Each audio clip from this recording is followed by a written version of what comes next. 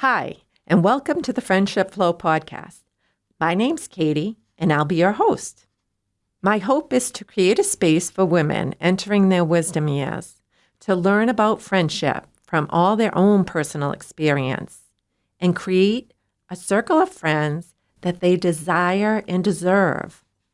I hope to explore this subject with you so you can explore what friendship means in your life. I created a 5-step approach to accomplish just that.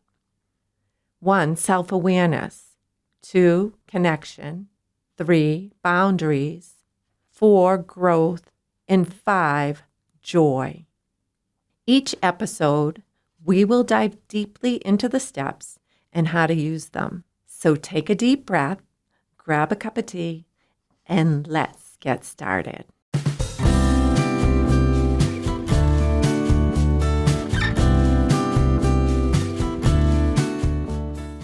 Hi, friends. How are we all doing with the holiday season in full swing? I can't believe this is episode 7 of the Friendship Flow. This is a time of year that can be tricky for some, and others can't get enough of it. It's a great season for friendship for so many reasons. It's a great time to make new friends at parties and functions, all those Christmas parties we're invited to, and New Year's parties. It's a time to host with friends, a time that people get together with a common cause to volunteer or help others. This is a time of year to start some traditions with friends and make time for quick visits and chats. Holidays can be magical and so incredibly overwhelming. For some of us, this time of year can magnify everything, such as joy, loneliness, and stress, and bring up things we didn't even expect. So this time of year especially, we need to give ourselves grace and allow yourself to feel whatever it is you feel. I can vividly remember a Christmas a long time ago when I was in a really difficult place. I had 2 small children. My life was a mess. All my family and friends seemed to be screaming the holiday spirit. For a long time, I faked it and tried to participate in the cookie parties and all the festivities. And then I would go home, put the kids to bed, and curl up in a ball and cry and sob, wondering if I would ever be in a good place. One night I went to a girls' night and laughed and faked it some more. The next day, a friend knocked on my door, and when I saw her, I immediately broke down. When I saw her walking toward the door, I knew that she knew. She knew my pain. I don't think we even spoke for the first 15 minutes. She held me, we hugged, and she absorbed some of that pain. I remember thinking, I wish I said something earlier. I wish I didn't hold all of this pain in. But at that moment, I knew she was my soft landing, my space I needed to be me, to release. It's funny because I no longer even see this person, this savior of my soul, for so long ago. She moved away, but we stayed in touch for a while. And over time, like with all things, we lost touch, and I haven't seen her or talked to her for years, but I think of her often, and I know she thinks of me too. This experience made me a better person, and now I'm able to reach out when I see one of my friends having a hard time, especially at this time of year when the holidays are in full swing. And we all have that expectation to be jolly all the time. Expectations of others and ourselves sometimes can make us feel pressure to be that holly jolly elf that sweats out rainbows and ribbons. We need to remember our boundaries and stay true to ourselves and resist the temptation to participate in things that don't work for you at this time. This is the time to choose meaningful connections over that obligatory connection and protect our own peace and joy. If you're in a good place this season, try to be that person. to listen, to reach out to that friend that may not have family close by, or maybe they are navigating a loss of some sort, a divorce, an empty nest, or grief of someone who's passed.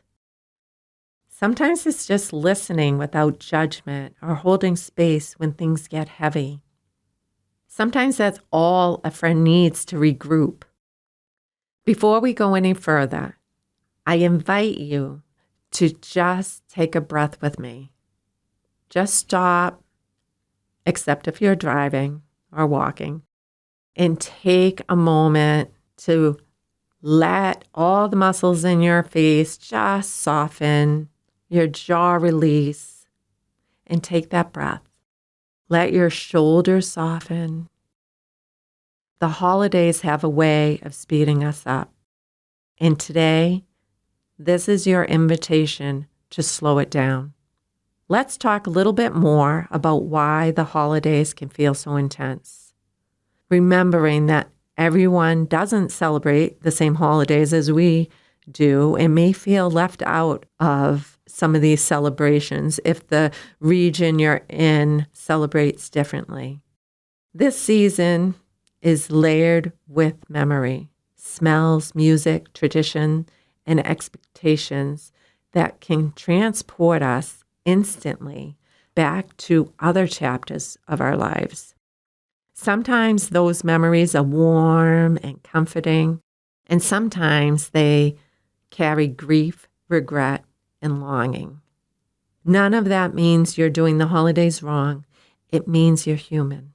One of the biggest myths of the season is that everyone else is doing better than we are. Social media, family newsletters, and casual conversations can make it seem like everyone's thriving, connected, and joyful. But beneath the surface, many people are quietly carrying something heavy, and you're not alone in that. Looking back at that Christmas I shared earlier, I can see how much energy it took to pretend. Pretending is exhausting. It disconnects us from ourselves and from others, even when we're surrounded by people.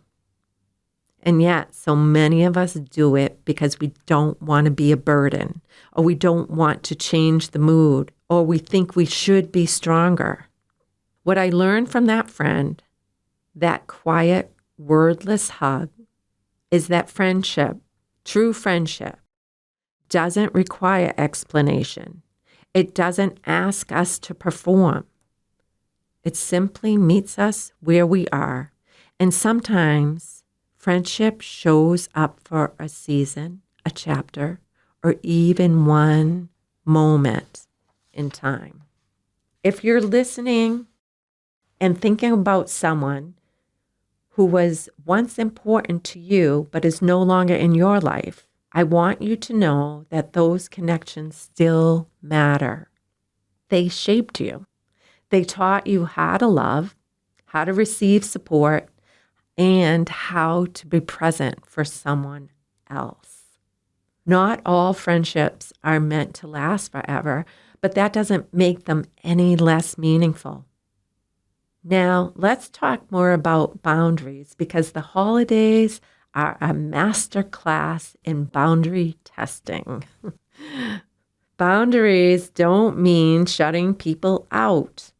They mean honoring your energy, your capacity, and your emotional needs. You might ask yourself, what actually fills me up this season? What drains me? Where am I saying yes out of guilt instead of desire? And answer those questions and act on them. It's okay to say no to events that feel overwhelming. And it is okay to leave early. That Irish goodbye I've done several times. It's okay to create new traditions that are a better fit to who you are now, not who you were 10 years ago or when others or what others expect you to be. Maybe meaningful connection looks like a walk with a friend instead of a crowded party.